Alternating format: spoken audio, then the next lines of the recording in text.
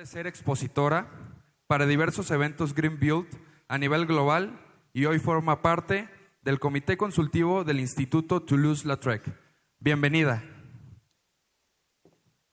¿Está? Muchísimas gracias. Bueno, primeramente quisiera agradecer a la organización y agradecer a México por haberme abierto las puertas para venir y contarles cómo estamos como país en cuanto a construcción sostenible. Esta charla va a ser un poco distinta, voy a tratar de sacarlos un poco de sus casillas. Sé que han estado escuchando muchísimo de BIM, de todos estos software, toda esta innovación tecnológica. Yo también les voy a hablar un poco de innovación tecnológica, pero voy a empezar un poquito más atrás. Voy a empezar con lo que estamos haciendo como país, cómo estamos, sostenibilidad, y voy a llegar a la innovación tecnológica, por supuesto. El día de ayer fue un día muy importante para mí. Vi muchísima innovación, me gustó muchísimo. Siempre me gusta reflexionar un poco sobre lo que he visto en el Congreso. Vimos países muy avanzados con temas de tecnología como Chile, organizando a nivel nacional normativas, ordenanzas. También vimos innovación tecnológica que va más allá de lo que me podía imaginar, ¿no? Robótica en la construcción, Alemania investigando estas soluciones y, por supuesto, México, ¿no? Incorporando todas estas soluciones en los proyectos del día a día, cosas que hace unos años tal vez parecían muy alejadas de nuestra realidad, siendo ya parte del presente, ¿no? Pero voy a hablarles de mi tema, que es la sostenibilidad en la construcción, las certificaciones y cómo la tecnología va de la mano con este avance. Nosotros somos el Perú Green Building Council, o Consejo Peruano de Construcción Sostenible. Somos los hermanos, por así decirlo, de SUME, que los veo acá también presentes, que somos la organización que nos encargamos de agrupar a diversas empresas del sector privado que tienen proyectos, productos y servicios de construcción sostenible y buscamos cambiar la manera en la que se diseña, se construye y finalmente, y muy importante, se opera en nuestros países. Ahora, me gusta integrar un poco al público, sé que todavía es muy temprano, algunos de ustedes recién están en su primer café, pero quisiera preguntarles si alguien me puede decir más o menos cuánto tiempo demora el diseño y la construcción de un proyecto, en promedio. ¿Nadie sabe cuánto dura? Bueno, quizás 4 o 5 años aproximadamente. Y la operación, estamos hablando de 30, 40, 50 años, ¿no? Es importantísimo que todos estos congresos, es importantísimo que nosotros como organizaciones, que todos nosotros como profesionales hagamos una buena labor en el diseño y la construcción, pero pensemos siempre en las operaciones y el mantenimiento de las edificaciones, donde va a estar el mayor impacto, donde vamos a dejar realmente una huella y un legado, ¿no? Nosotros como organización trabajamos muchísimo toda la parte de educación, capacitación, por supuesto, eventos, talleres, un poco de todo, la promoción y difusión de diversas herramientas tecnológicas y de sostenibilidad como lo son las certificaciones y como es LEED, y las relaciones institucionales, que es muy importante, ¿no? Si no trabajamos de la mano del Estado, realmente no llegamos a ningún lado. Y nosotros tenemos actualmente 102 miembros, si bien somos un equipo pequeño, tenemos a bastantes empresas que lideran en nuestro país y trabajamos todo lo que son las certificaciones internacionales como lo son LEED, EDGE, BREEAM, WELL, nuestra propia certificación Bono Mi Vivienda, que se las voy a contar más adelante, y también todo el desarrollo de normativas y ordenanzas para acelerar este cambio hacia la sostenibilidad. El boom constructivo en nuestro país recién llegó en el año 2004. Voy a mostrarles una imagen a continuación, que es una imagen de Lima hoy en día. Pueden ver todos estos edificios y todos han sido construidos más adelante del año 2009, ¿no? Absolutamente todos estos edificios. Quiere decir que hemos tenido realmente un boom constructivo, ¿no? La construcción es el 8% de nuestro PBI, es bastante importante. Sin embargo, como deben haber escuchado, estamos pasando por una cierta crisis económica, cierta crisis política. El sector construcción está un poco parado, pero seguimos avanzando. Y es ahí donde la sostenibilidad entra como ese factor diferenciador, como la tecnología, las herramientas, hacen que el sector que está un poco dormido, aquellos actores que tienen estas herramientas puedan despertar y puedan dar unos pasos adelante mientras los otros siguen un poco dormidos, ¿no? Esta es una línea de tiempo un poco más o menos cómo hemos ido avanzando. Estamos ahorita en la etapa de recesión, en realidad. En el 2020 empezamos a reactivarnos y nuevamente entrar a esa etapa de producción de edificios, producción de construcción y seguir creciendo. Lima hoy en día, me imagino que si yo me acerco a este público, en unos 10 años la imagen va a ser totalmente distinta, tal vez muchísimos más edificios, espero que muchísimo más verde también. Y la sostenibilidad en la construcción llegó como eso, ¿no? Esa herramienta que ayuda a las edificaciones a identificarse, a diferenciarse, a competir el uno con el otro, ¿no? Tenemos casos muy puntuales, se los voy a comentar más adelante, de edificaciones que tienen un nivel de certificación y a 2 cuadras tienen un edificio con un nivel más alto y hacen todo lo que pueden para tener ese nivel más, simplemente para competir, ¿no? Ahora, no es la idea que sea solamente una herramienta de competencia, pero tenemos que ser realistas y entender que fue la razón por la que realmente entró el país, ¿no? Hay herramientas de aceleración, como yo les digo, y también todo el apoyo gubernamental, del cual obviamente les voy a hablar. Hay 87 sistemas de certificación en el mundo. Para los que no saben, LEED es uno, es los más conocidos, de los más utilizados. Muchos de ustedes deben trabajar en proyectos LEED, deben haber estado probablemente en un hotel LEED, deben estar en oficinas LEED. Quizás estén en una residencia LEED, pero hay muchísimos sistemas de certificación en nuestro país. Solo estos 7, y digo 7 porque la ISO son 2, solo estos 7 tienen presencia, para que vean la gran cantidad de herramientas que hay y cómo como organización tenemos que ser estratégicos en seleccionar estas herramientas y con cuáles vamos a trabajar. LEED es la más conocida, ¿no? Esta certificación entró a nuestro país en el año 2011-2010 aproximadamente con un primer proyecto. ¿Qué fue lo que pasó? Fue bastante peculiar y es lo clásico que escuchamos, pero no lo vemos realmente hasta que se los cuento que realmente sucede. Estaban construyendo un edificio que se iba a llamar el Platinum Plaza, iba a ser LEED Platino. Era el primer LEED en el país, de los primeros en la región. La gente le decían LEED y pensaban en luminarias LED, una locura.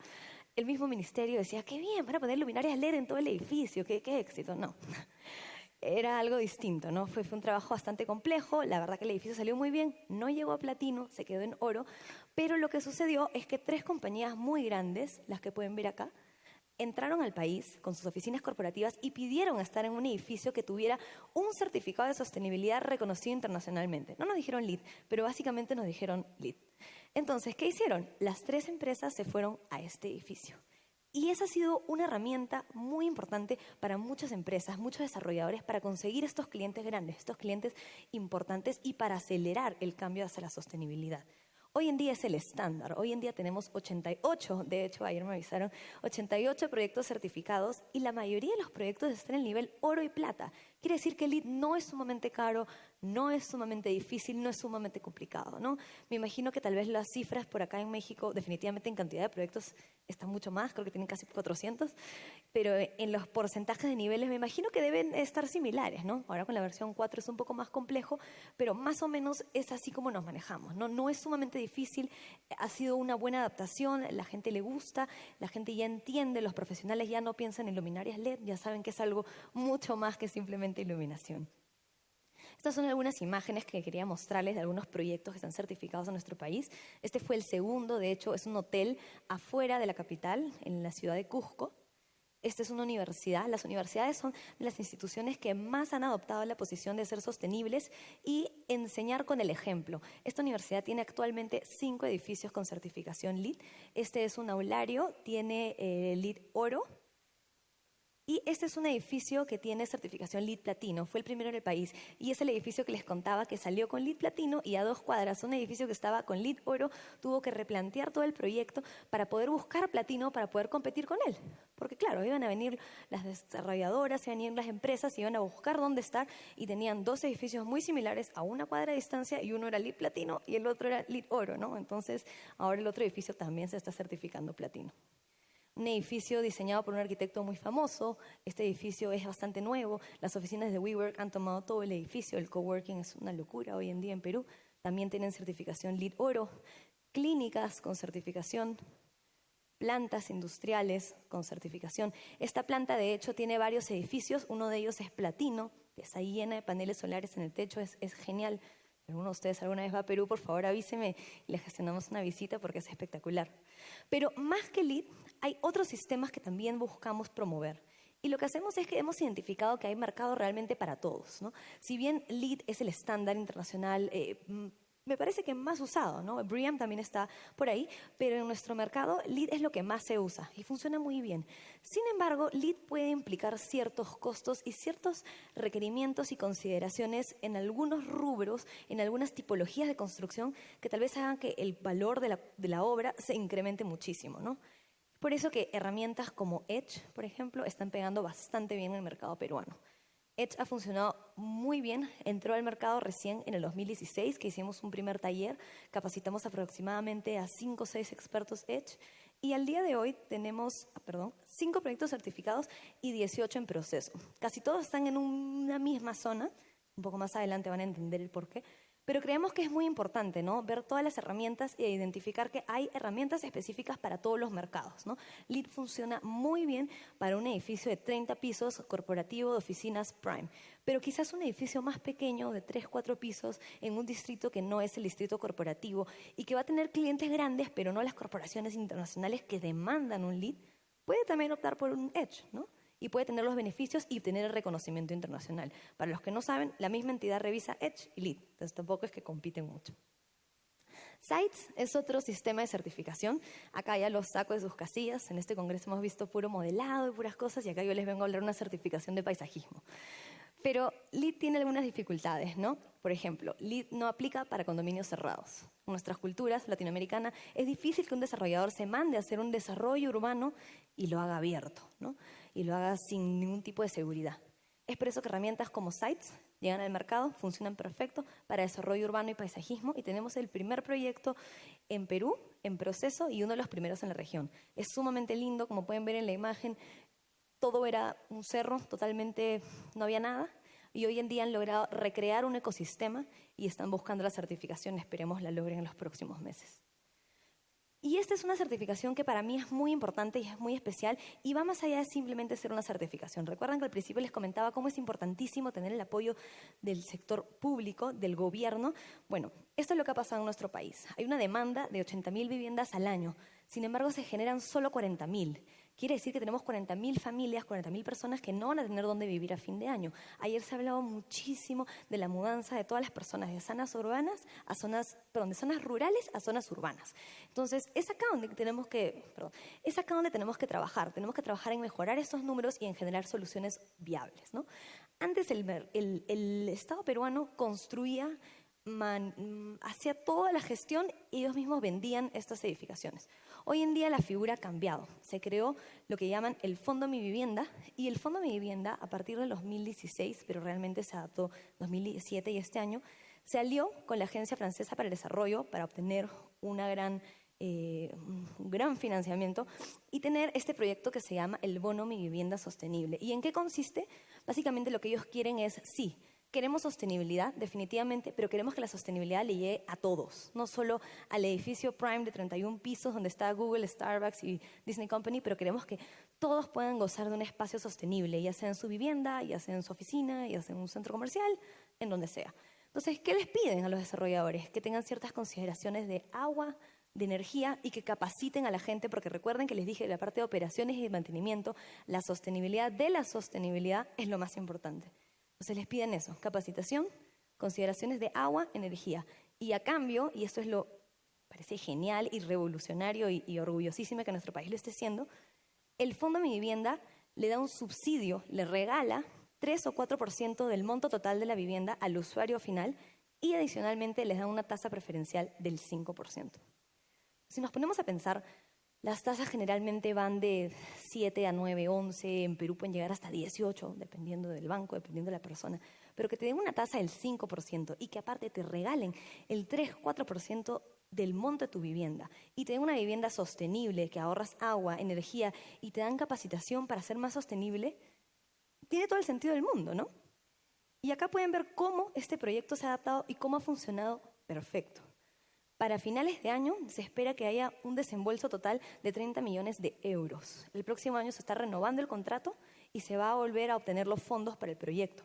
Hay 110 proyectos que se han certificado este año, 29.000 viviendas que han sido premiadas y más o menos 150.000 personas que gozan de este beneficio de vivir en una vivienda social, pero sostenible, ¿no? Es ir más allá, es salir de nuestras casillas y buscar que la sostenibilidad realmente llegue a todos.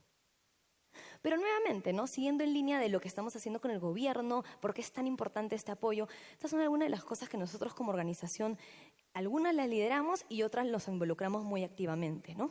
La primera es el Código Técnico de Construcción Sostenible. Nosotros ya tenemos un código, lamentablemente es voluntario, y como todos ustedes saben, en Sudamérica, si no tienes castigo, no lo haces.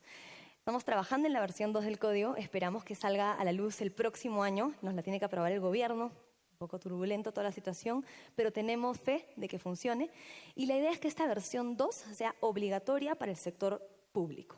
Todo nuevo proyecto, ya sea la nueva sala penal, la nueva oficina del ministerio de qué sé yo, todos van a tener que cumplir los requerimientos del Código Técnico de Construcción Sostenible, que busca requerimientos de agua, energía y confort térmico. No va más allá, no es un LEED, no es un bono de vivienda sostenible, no es un EDGE. Es un inicio, es una guía, ¿no? Pero es una forma de empezar. Y las ordenanzas verdes. Ese sí es un proyecto que nosotros como organización hemos liderado y me enorgullece muchísimo porque esta es la razón por la cual LEED ha mejorado bastante y EDGE ha mejorado bastante. Nosotros identificamos de que si bien a todos nos gusta la sostenibilidad, muchísimos de ustedes son expertos en temas tecnológicos, pero muy probablemente les interese bastante todo el tema sostenible.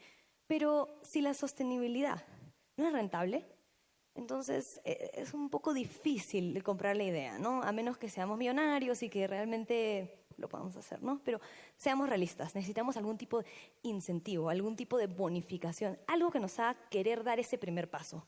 Luego lo damos, nos gusta, lo implementamos en todos nuestros proyectos, ¿no? Con el municipio de San Borja, lo que hicimos fue un proyecto de 2 ordenanzas, una para edificios residenciales y otro para edificios comerciales, en el cual les pedimos 4 cosas. Uno, que acumulen terrenos, que no sea un lote chiquitito y que, no, eso no es calidad de vida ni calidad de nada. Que acumulen terrenos y que generen retiros, ¿no? Para iluminación natural y para generar un flujo peatonal y que se generen áreas comunes. Número 2, en realidad lo primero son 2 cosas, pero es como uno, tener un techo verde, pero no cualquier techo verde, no simplemente poner gras.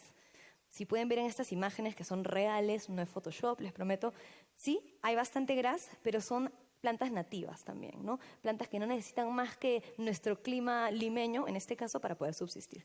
Y finalmente, que tengan un certificado internacional, ya sea LEED, EDGE, BREEAM o la que sea. Con estos 3 requerimientos, esas 2 ordenanzas que pueden ver, un poco por acá, la de 496 para comerciales y 593 para residenciales, a los desarrolladores les van a dar 2 o 4 pisos extra en su edificio si cumplen con los requerimientos. Entonces, no sé si hay algún desarrollador acá en el público, pero si te dicen, mira, tú puedes construir un edificio de 8 pisos, pero si cumples con estas 3 cosas, que probablemente lo ibas a hacer, pero comprométete y hazlo, te voy a dar 12. 4 pisos más que puedes alquilar, vender o hacer lo que quieras, ¿no? De los 18 proyectos que les comenté EDGE en proceso, 14 están en San Borja y todos son residenciales. Un rubro al que antes la sostenibilidad no llegaba mucho, ¿no?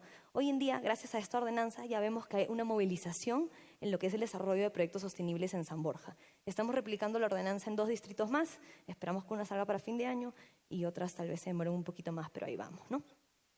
Pero subiendo al gobierno un poco más arriba, también vemos que ha habido un apoyo bastante grande de los ministerios y el mismo gobierno. Se hizo un decreto supremo que no obliga, porque en nuestro país, no sé cómo funcione en México, pero en nuestro país el ministerio puede dictar algo y las municipalidades tienen la opción de adaptarse o no. No es obligatorio, es un poco raro. Pero lo que ha dicho el ministerio es que todas las municipalidades tienen 2 años en el cual deberían generar proyectos de ordenanzas de bonificación de altura a las edificaciones sostenibles. Literal, esto es todo el decreto, no hay más, no te dicen qué realmente es sostenible, no te dicen qué hacer, ¿no?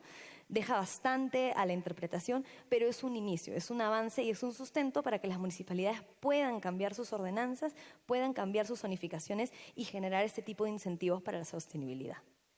Y bueno, la ley macro de cambio climático, esto ya yéndonos mucho más arriba, el Acuerdo de París, el compromiso de todos los países, nosotros tenemos un compromiso para el 2030, y acá hablamos puntualmente de que la ley macro de cambio climático menciona puntualmente que se deben generar ciudades y construcciones sostenibles, ¿no? Entonces vemos que ya el respaldo viene de arriba y eso nos permite como organización empezar a trabajar con los municipios, con los desarrolladores y llegar a todo el mundo.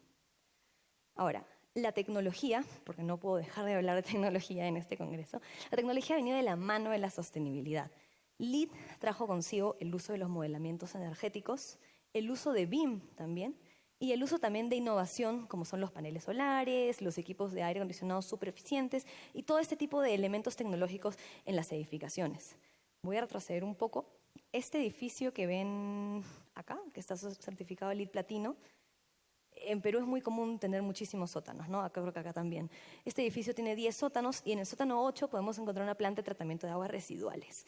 Algo que hace unos años, quizás acá sea un poco más común, pero hace unos años en Perú era una cosa loquísima, rarísima. O sea, nadie pensaría en reutilizar el agua para nada, ¿no? El edificio reutiliza el 100% del agua para lo que son el riego de las áreas verdes, porque tiene un techo verde, y lo que son urinarios e inodoros hasta el piso 5, ¿no? Entonces empezamos a ver que con el ingreso a la sostenibilidad, la gente necesita hacer más cosas, innovar, necesitan incorporar nuevos sistemas, nueva tecnología, nuevos programas que hagan mucho más eficiente el proceso de construcción, ¿no? Entonces, por ejemplo, esto es algo que ya se empieza a ver en Lima. Estas son las oficinas de una empresa Engie, que muchos de ustedes deben de conocerla, una de las empresas proveedoras de energías más grande a nivel global, que ya ha entrado al país con su línea de paneles solares y ha entrado con fuerza. Estas son sus oficinas, justo ahí está nuestro grupo haciendo una visita hace unos meses, pero ya empezamos a ver estas soluciones funcionando en nuestro país, operando y siendo eficientes, ¿no?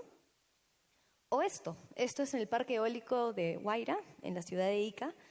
Hay 42 turbinas y es de la empresa Enel, otro gran jugador a nivel internacional de todo lo que es energía, ¿no? Entonces, ya se está apostando por estas tecnologías en la construcción en nuestro país.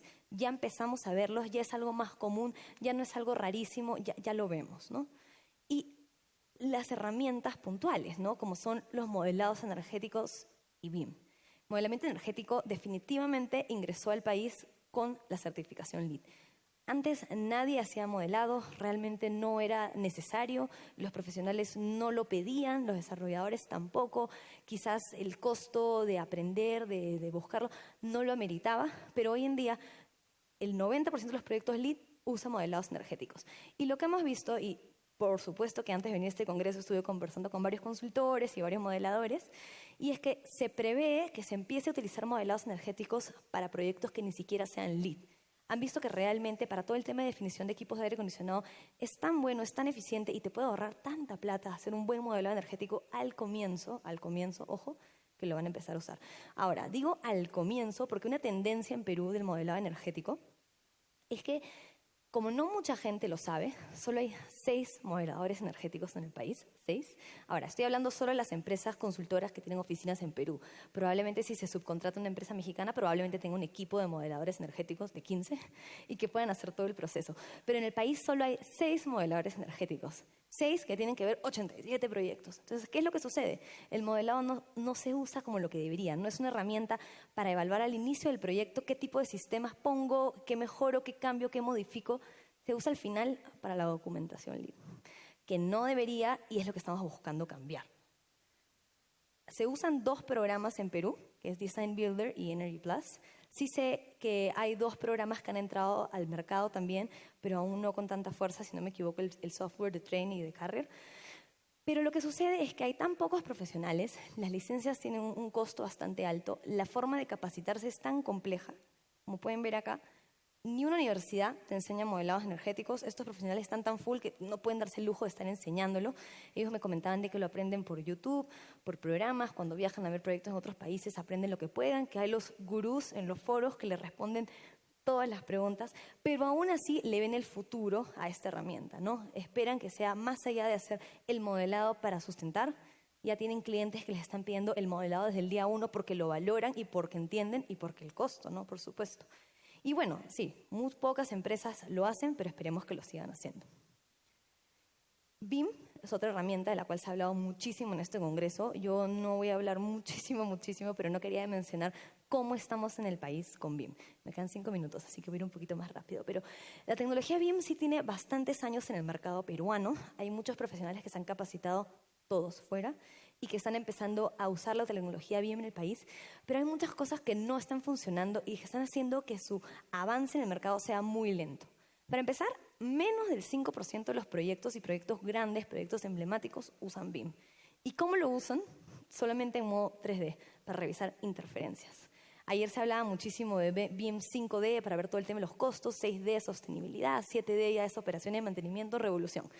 En el Perú solamente llegamos hasta 3D y eso, lo que veo muchísimo es lo que pueden ver acá.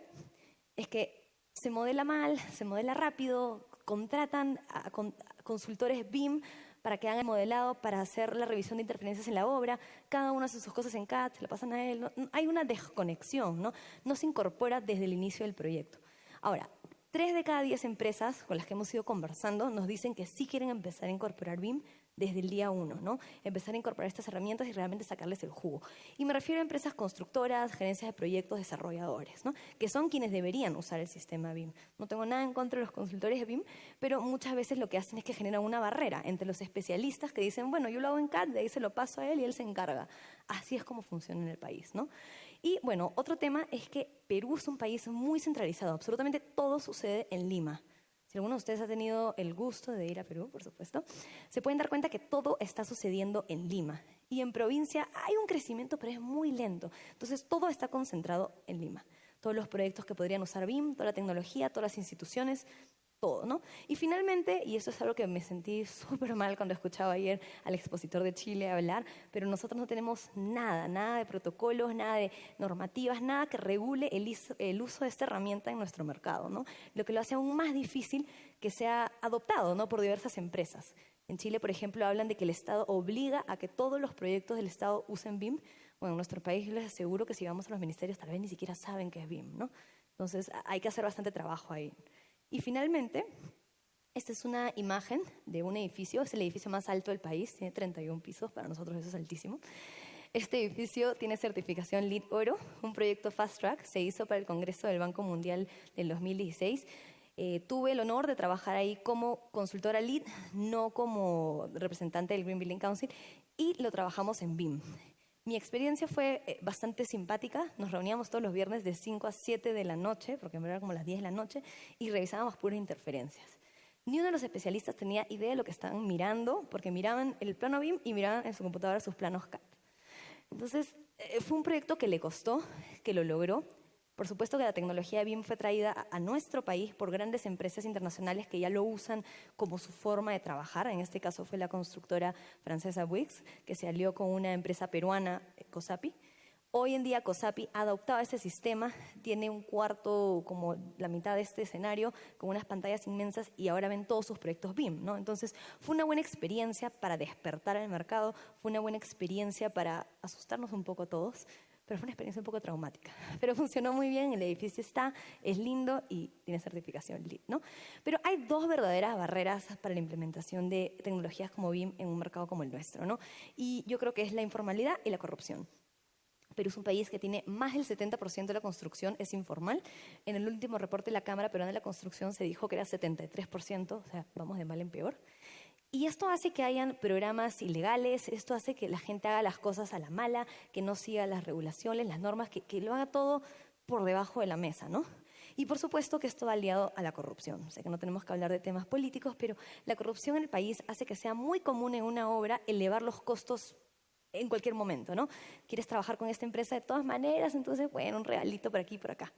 La herramienta BIM no te permite hacer esos incrementos por aquí y por acá, ¿no? Porque si lo trabajas como de verdad deberías trabajarlo como lo presentó Bobis ayer con el control de costos, nada se te escapa de las manos, a menos que pongas una partida de regalitos, ¿no? Pero lo dudo. Entonces, estas 2 cosas hacen que realmente sea bastante difícil que la gente de obra, ¿no? Porque yo les aseguro que las gerencias entienden muy bien que esta herramienta debería funcionar y que es lo correcto, pero es difícil que la gente de obra lo adopte cuando le dicen no al regalito, cuando le dicen no a hacer la vida más fácil, las cosas más simples, ¿no?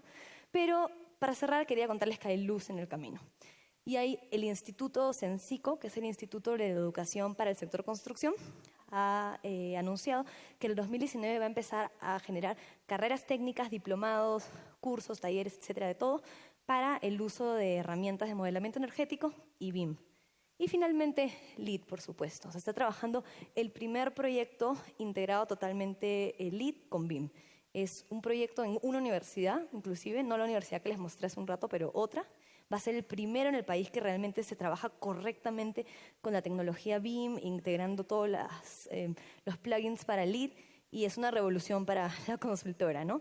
Pero vemos la luz en el camino, estamos bastante más atrasados que muchos de los que hemos visto en el Congreso, pero vamos ahí, ¿no? Se agotó mi tiempo, así que terminé justo a tiempo, espero. Muchísimas gracias y voy a estar por ahí dando vueltas si tienen alguna consulta de BIM, Perú, LEED, lo que sea. Gracias.